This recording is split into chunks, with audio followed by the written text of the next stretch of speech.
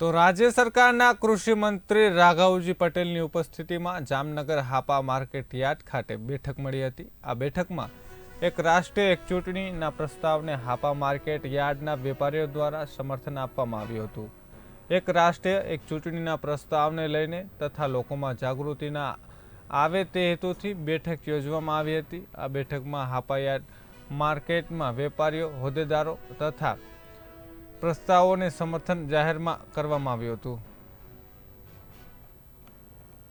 આપણા યશસ્વી વડાપ્રધાન શ્રી નરેન્દ્રભાઈ મોદીનો એક દૂરંદેશી સંકલ્પ છે કે સમગ્ર દેશમાં એક સાથે ચૂંટણીઓ થાય, જેનાથી દેશને ઘણો બધો ફાયદો થાય।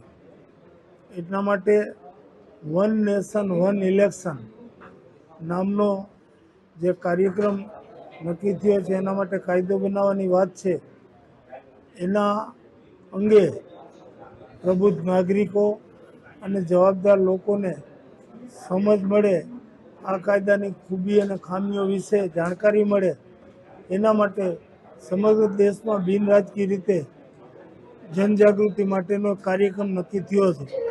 એના ભાગરૂપે આજે જામનગર માર્કેટિંગ યાર્ડ ખાતે યાર્ડના વેપારીઓ, યાર્ડના ડાયરેક્ટરશ્રીઓ અને પ્રબુદ્ધ નાગરિકો સાથેનો આ વાર્તાલાપ યોજવામાં આવેલ છે, જેમાં અમે આ કાયદાથી થનાર ફાયદા અંગે વિસ્તૃત સમજ અહીં ઉપસ્થિત તમામને આપેલ, જેના પરિણામે હાપા માર્કેટિંગ યાર્ડના વેપારી એસોસિએશને લેખિત રીતે આ કાયદો થાય એના માટેનું સમર્થન અને એને આવકારતો પત્ર પણ અમને આપેલ છે।